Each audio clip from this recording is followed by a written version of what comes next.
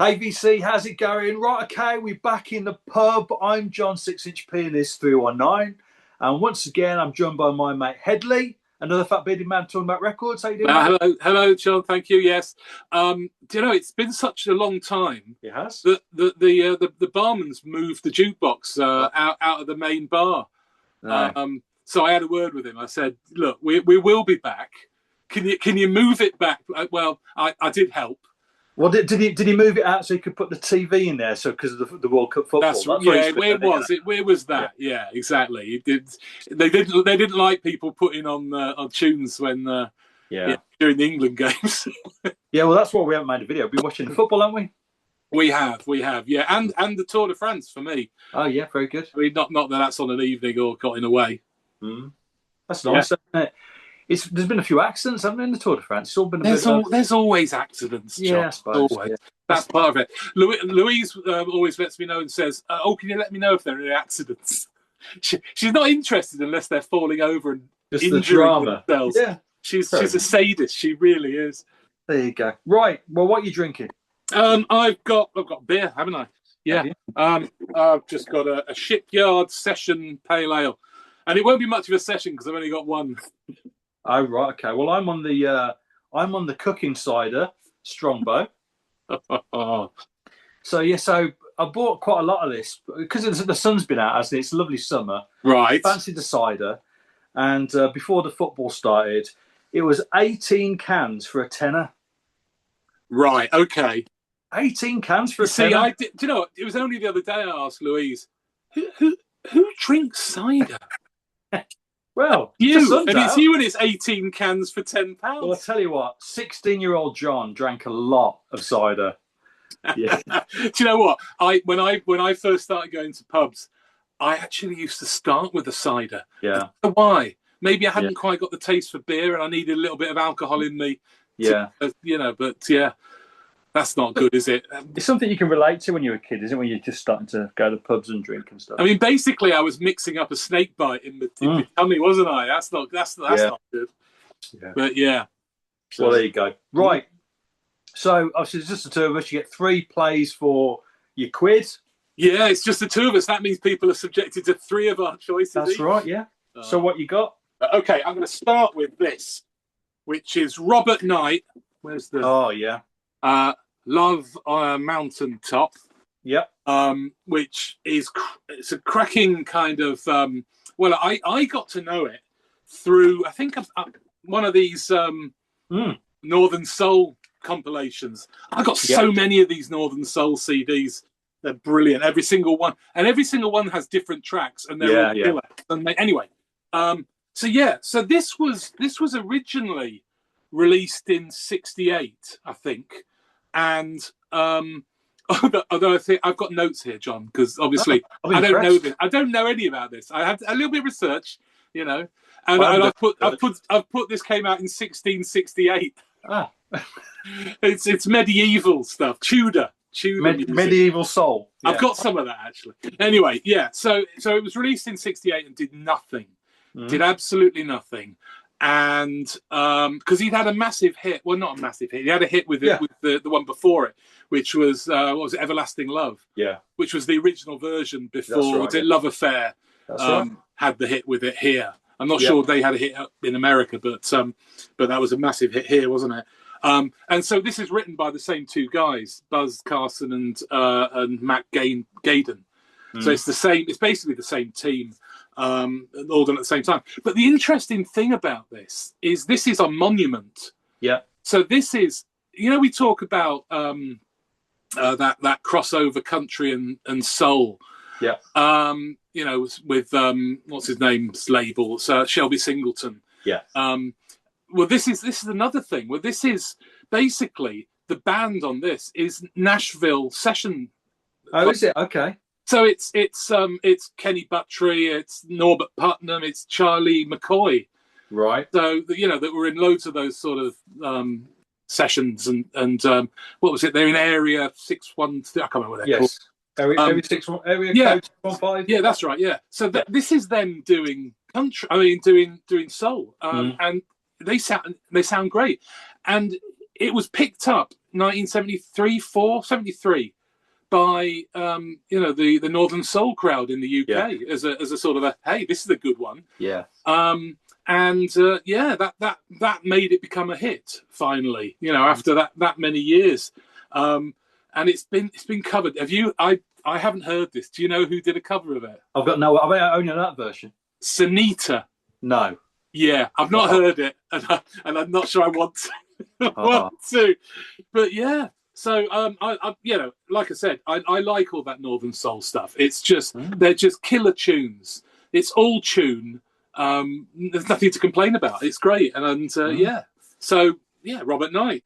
That's good. So Sunita, though, let's go back to Sunita. We're on to your thing here. There we are. Yes, not a 1968 soul record. Do you want to talk about Sunita? Sunita, yeah. So Sunita, was it 86, 87? She had that massive hit with So Macho. Was it So Macho? I get her, and who was the one that did Sabrina? Was it Boys? I think I get them mixed up. Yeah, they're quite different, Headley. There are a few differences between them. I can't argue that. But yeah, there you go. But no, so Robert Knight.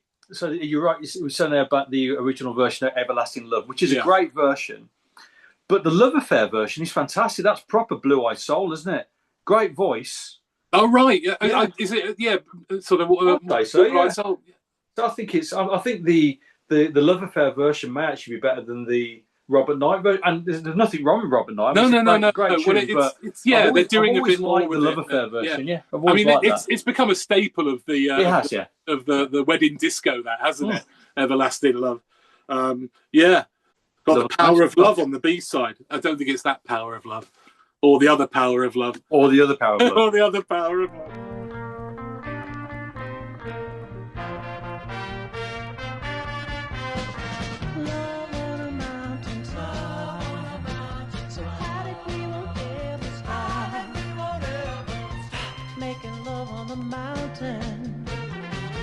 Drinking love from a fountain.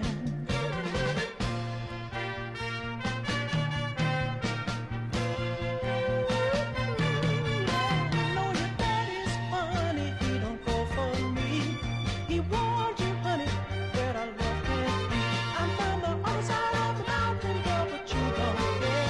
And tonight you steal away beneath me up there. We make love on a mountaintop. So how did we? Okay, what have you got then? Right, so this is a record that I bought last week, actually, from my local record emporium. So he had a punk collection come in. Right. And this isn't really punk, but this is the Modettes. Have you ever heard of the Modettes? I don't think I've heard of the Modettes. Like a girl punk new wave group. This is from 1980. But this is a cover version of the Rolling Stones' Paint It Black. Oh, wow. And the reason why I picked that is because I really dislike the original. It's probably my least favourite Rolling Stones single. I remember buying, we used to have Britannia Music, the adverts, and you'd pay for one CD and you'd get 4 free ones or something like that. Well, I always used to, when I did that, I signed up for that sort of thing.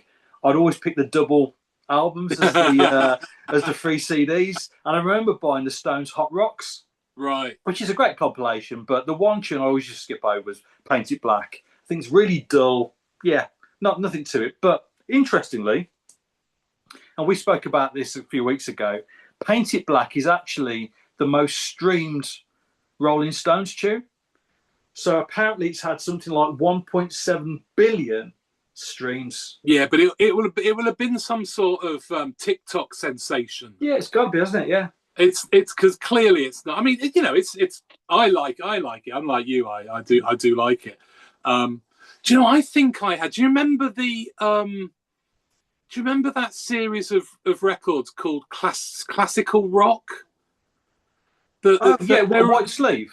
Well, that one. That was the first one. Yeah. Yeah, and they were all the London Symphony Orchestra doing arrangements of pop tunes, and there was I was really into those years ago. I got them all, and there was one that had Paint It Black on it. In fact, there's one I think they did which was all sort of Motown stuff. But yeah, I got a bit embarrassed by them, and I got rid of them years ago. I've not listened to a lot of the Rolling Stones. I only own Hot Rocks on record, right? And I think I've got Sticky Fingers on CD, and that's all I own. I got a couple of singles kicking around, not Painted Black though. But that's all right. No, it's just I've never really, because at the end of the day, I'm not a blues guy, so I don't like the early kind of bluesy stuff. I mean, I like Satisfaction and when they start to become, away from the blues format. Yeah. But they're not. I should maybe one day I need to sit down and listen to some of this stuff.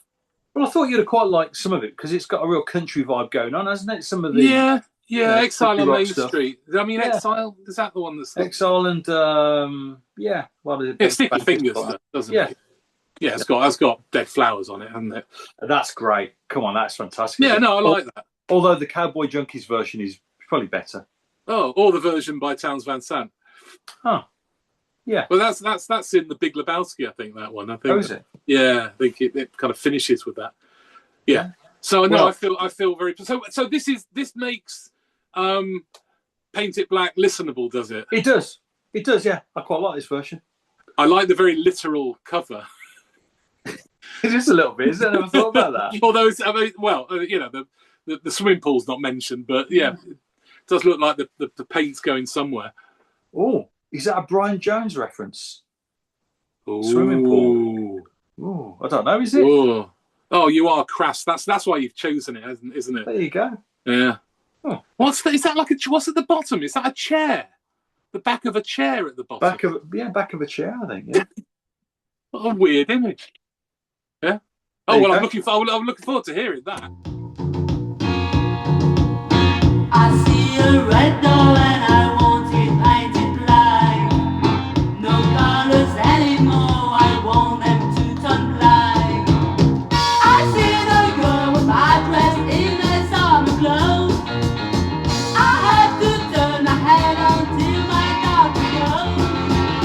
I see a line of cars and they all painted black, with flowers and my love hope never to come back. I see people turn their head and quickly look away, like a newborn baby, it just happens every day. I look inside myself and see my heart is black. Right. Okay. This will get the pub going, because this is a pub staple, I think, and it's Steve Harley and the Cockney Rebel. Yeah. Make Me Smile, Come Up and See Me. Yeah. Brackets, Come Up and See Me. Do you like it? Yes, like it. I mean, it's one of those songs that it's been everywhere. Yeah. It's been released something like 5 times. I don't think it's necessarily been a hit 5 times, but after the first one, it's been used on countless adverts on the telly. It was on. It had another resurgence when it was used on the Full Monty soundtrack. Yeah. You just don't seem to be able to get rid of it. It's also I guarantee you turn on Radio 2 and they're playing it right now. Yeah. It's drive time. It's always going to be on. And I know that our friend James has done some videos about Steve Harley, but for me, they're kind of like a one-hit wonder, and I know that they're not. And before anyone says they're not, it's that thing, isn't it, where he's clearly had quite a long career. Well, he hadn't. Obviously, he's passed away now, but he had a long career. But when you've had one song which is just so big, you're always going to be remembered for that one tune, aren't you? And he had other big singer like Mr. Soft was a big tune as well. Do you remember that one? Yeah, well, that was Again, I think the only reason I know that was because it was used in an advert during the 80s. Yes. Yeah, is it a Soft Mint advert? Yeah, Soft Mint adverts. Yeah. That's right. That's the only thing I know that song. That was that. In fact, you used to watch Top of the Pops, and that's how you got to know all the songs. I just watched TV, and when they were using adverts, that's when I learned them. But I didn't realise. Well, maybe I did that originally they were just the Cockney Rebels. Yeah. And this is basically the band went, can we write something? Can we do something? And he went, no, it's my band. And they went, right, we're off then.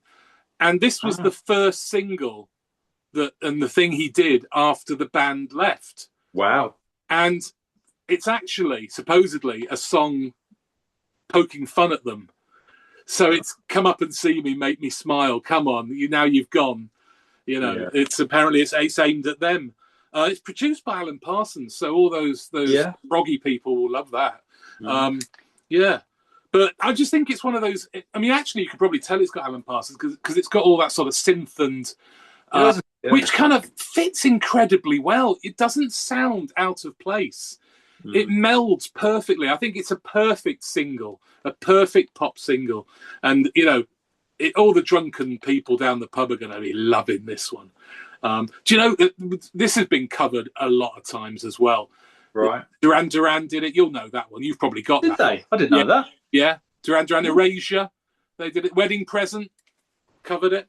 Wow. But yeah. The thing about Steve Harley and that pop song, as you say, it's a perfect pop song, but he hasn't got a great voice. And that's part of what gives it a bit of a charm, because if that song was to come out today, it would be absolutely polished and auto-tuned, and all of that sort of quirkiness, that life would have been taken out of it. I don't think he ever had a particularly good voice. I mean, you know, he did the job, but that's part of the charm of that record. Yeah, it's a really nice tune. Well, apparently, it's funny if you look on Wikipedia about the members of the Cockney Rebel, it's quite extensive. Yeah. I understand he was not a particularly great person to be in a band with. So, and there's probably people there. I wonder, there are probably people that can't stand it, and I appreciate that. It's a bit like, I've said this before with those sort of hit singles that are just earworms, that they're almost too good. You know, like Good Enough by Dodgy. It's too good. It becomes annoying. Yes. You know. Anyway, I think we've had enough about Steve Harley, haven't we? Yeah.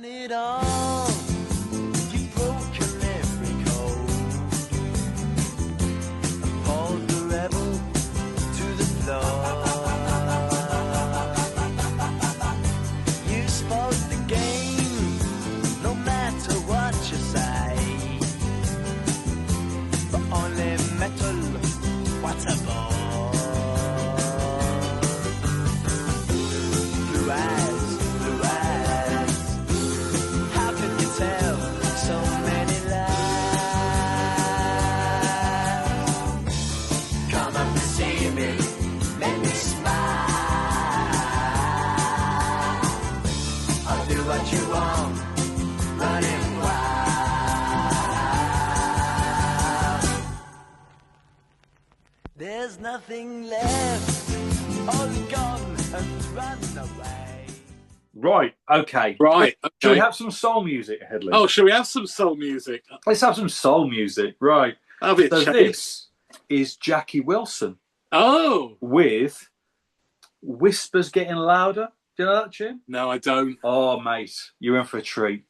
Yeah, so I'm going to go for a wee, and on the way back from the toilet, I go to the bar, get around the drink, and I'm going to put this on, and you'll in for a treat. That's what I'm going to do. But basically, it's so what I didn't realise was, so the other side of this single is Reet Petite. Mm. I didn't realise that Reet Petite was written by Berry Gordy. Oh, no, I don't think I did. No, co-written by Berry Gordy. But I think it's amazing the number of things that you suddenly see that he did write. And, yeah. And so I did do a little bit of a Wikipedia research on this the other day, and apparently Jackie Wilson was his favourite singer, Berry Gordy. Right. Yeah. So, and that's saying something. You think about all the people that Berry Gordy worked with, whether it be, you know. So is that the original single? No. So this is a 70s. Whether I don't know when the tune came out. Actually, so it's not one of those ones where they've kind of taken two singles and put them. No, I think this might be the original, but I don't know. Somebody will correct me in the chat anyway. But Reet Petite was whacked on the B side. But obviously we had that weird period in the 80s where Reet Petite got to number one. Yeah, and that great plasticine video, animated video. That's pretty much what got it to number one, wasn't it? Yeah, I think so. Yeah, you know. Yeah, there was. I remember there was. I think what's it called? My Baby Just Cares for You was a hit around the same time. Nina Simone. If you remember, we had this. There's a week in 1987 or something where the top 5 was all made up of old tunes. So it wasn't necessarily the original version. You had like Reet Petite and My Baby Just Cares for Me and stuff like that. But I think in the top 5, you also had The Great Pretender by Freddie Mercury. Oh, right. Oh, well, yeah, And but the newer I think you might have version. had Everything I Own as well by Boy George, his version of that. But then going another 5 years, you had that period. There was a period in the early 90s where everything was, well, like, was it Underworld or what are they called? They did, there were loads of sort of cover versions. Undercover. Undercover. That Yeah. was it. And I remember that was, you go, oh, I know this one. Yeah, just with a dance beat. Dance beat, yeah. So there must have been a similar sort of thing going on. But Jackie Wilson, I mean, I knew what happened to him. But so basically, mid-70s, he had a massive heart attack on stage. Right. I didn't know that. Yeah, so, and he was only I think he's in his 30s. Right. And he had, I think he basically had the equivalent of locked-in syndrome for the next 9 years. He knew what was going on, but, whatever. So he passed away in 1984. Oh, keep it light, John. We haven't even got the gin out yet. Right. All I'm saying is, when you hear this tune, you're going to love it. That's all that matters.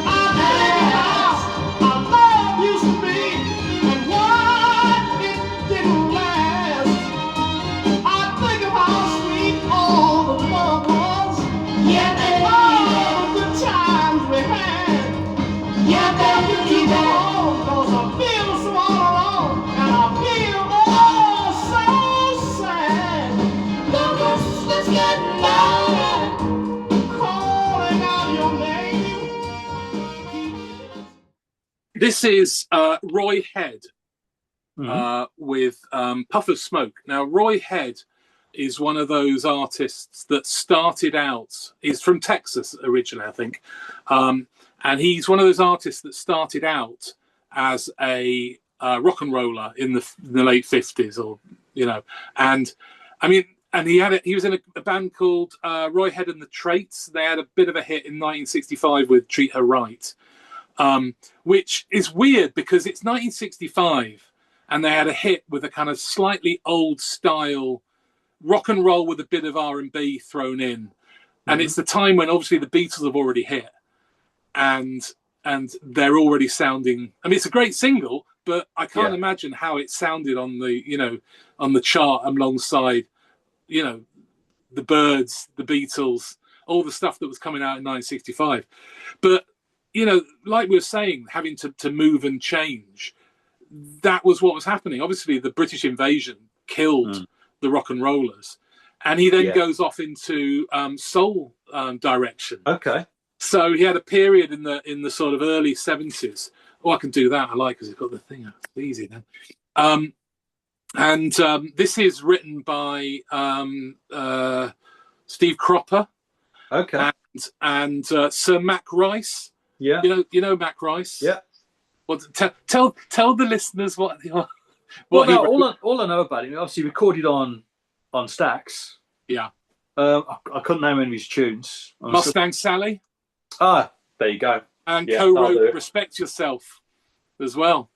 Yes, he did. People singers. Yeah. Sorry, I put you on the spot. It was quiz for a moment. You know what? I could have been here all day, and I wouldn't have got the fact that he wrote Mustang Sally. I didn't. I didn't know that until a couple of hours ago. So anyway, it's kind of funky. I got to know this through my kind of that country funk kind of stuff. Oh yeah. And because it's kind of that blue-eyed soul country. This is from sort of Memphis, isn't it? It's that sound down there. So at the same time, he released a couple of sort of soul albums. That one is really great. I've never seen that. Dismal Prisoner, which is great. There's another one he released a couple of years older. So this that is a brilliant cover, that isn't it? Look at that. It's just a shame he's not on the toilet, really. That really would be a dismal prisoner. They've actually got the toilet in on the covers. I mean, I know. I mean, it's after the Mamas and the Papas managed to. Wasn't it? They supposedly were the first. Unfortunately, my copy is the one that's got the sticker laid over the.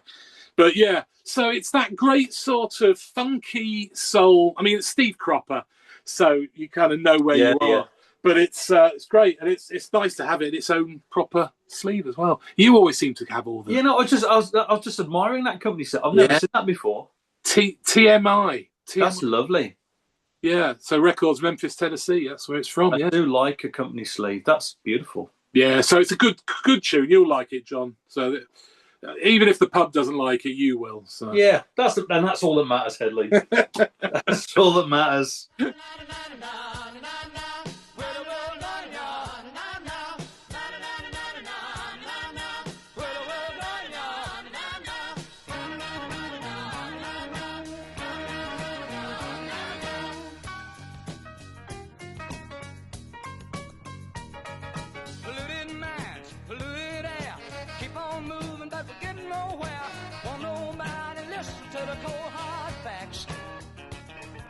Water's bad, trees are gone, ain't no place to sing our song. Looks like everybody's just blind as bats. How much more can this world stand before we destroy all the land? One of these days we're going up in a puff of smoke. Say it, y'all. I'm gonna choke. Why, y'all? For the world going up in a puff of smoke. Say it, y'all.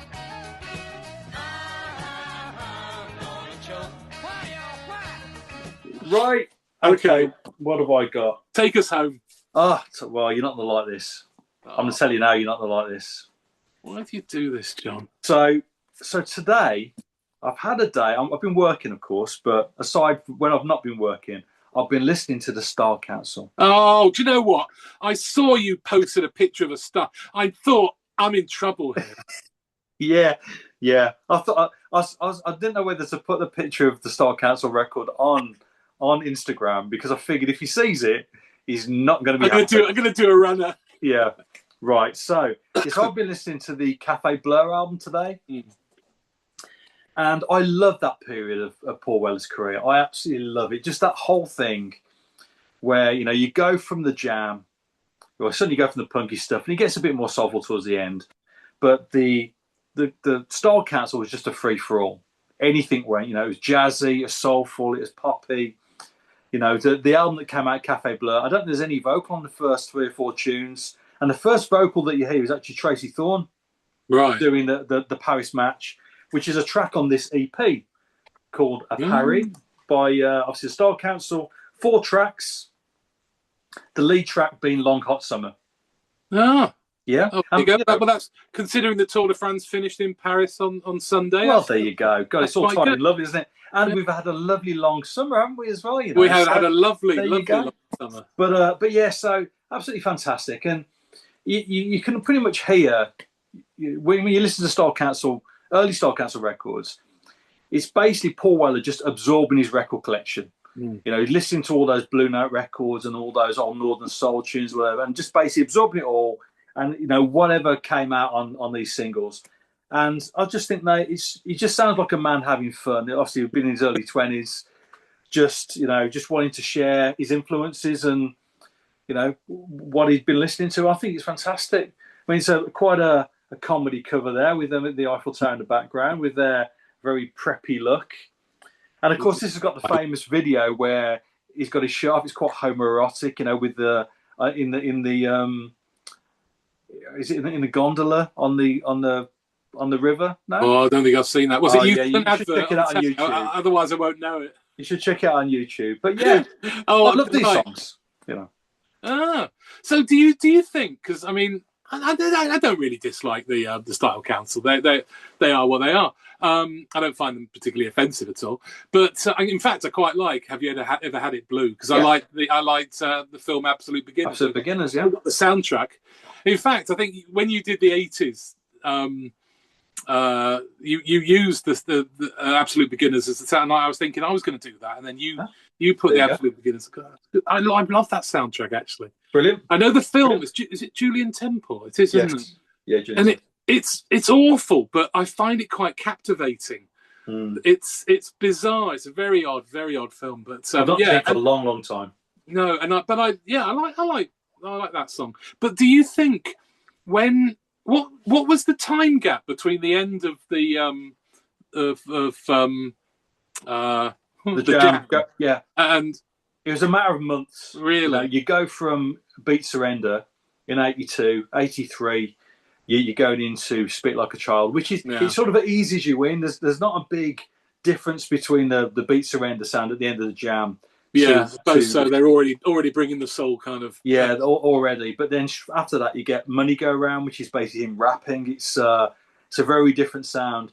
And I mean, I remember going. So I didn't start seeing Well Alive until the early 90s.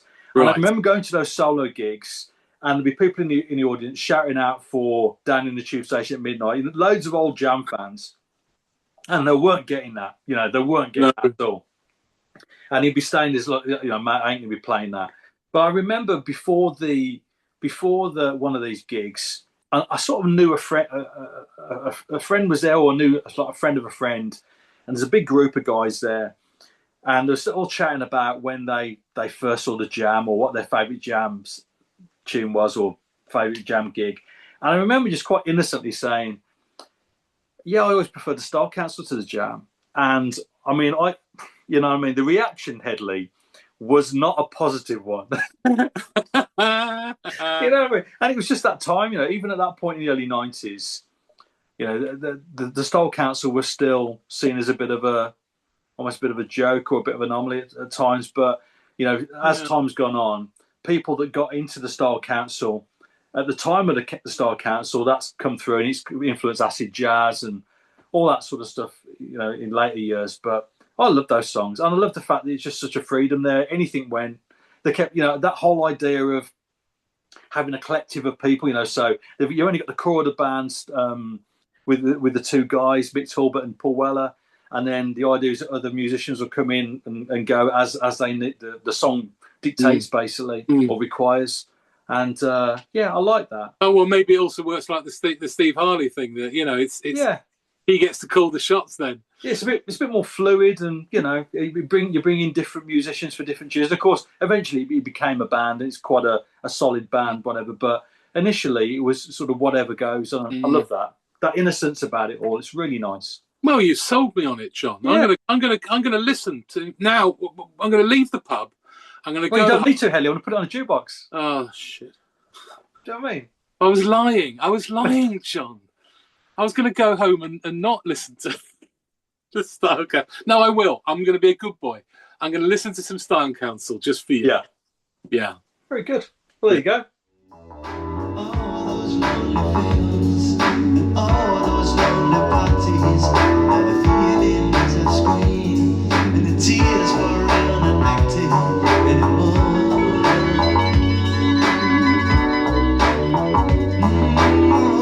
Stuck inside, I want to run, but I can't hide. However much we try, we can't escape the truth, and the fact is, no matter what I do, it don't matter what I do, it don't matter what I do, it don't matter what I do, it don't matter what I do, 'cause I end up hurting you. Well, if anything came out of this, my new love of Style Council. Yeah. Yeah. Well, you can't go wrong with Style Council, can you? Apparently not. No. That's it. And I've learned all about Roy Head as well. I'm going to give that. Roy Head. Yeah. I like the sound of that. Yeah. Well, you have to listen to some of the album. There's some great tracks on it. So he does the He does the crawling king snake. The John Lee Hooker track. It's a really funky kind of. Is it? Yeah, really nice version. Should we say goodbye? Bye-bye. Bye-bye.